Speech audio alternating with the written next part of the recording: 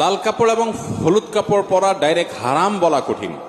বিভিন্ন হাদিসে একবারে নিরেট লাল, টকটকা লাল, যেটা পিওর লাল, যেখানে কোনো মিশ্রণ নাই, এবং হলুদ, এই দুটির ব্যাপারে বিভিন্ন রেওয়ায়েতে নবী করিম সাল্লাল্লাহু আলাইহি সাল্লাম থেকে নিষেধাজ্ঞা প্রমাণিত। সেটাকে ফুকাহে কেরাম মাকরুহ বলেছেন, অপছন্দনীয়, অনুত্তম, অনুচিত, না পরা উচিত। পিওর লাল, পিওর হলুদ পুরুষের জন্য। এখন আপনি যদি বলেন যে এটা কি জন্য নিষেধ করা হয়েছে, আমি বলবো এটা মহিলাদের জন্য রিজার্ভ। এই কালার কাদের জন্য রিজার্ভ? অন্যান্য কালার আপনিও পড়তে পারেন, মহিলারাও পড়তে পারে, আর মহিলারা এই কালার তাদের জন্য স্পেশাল।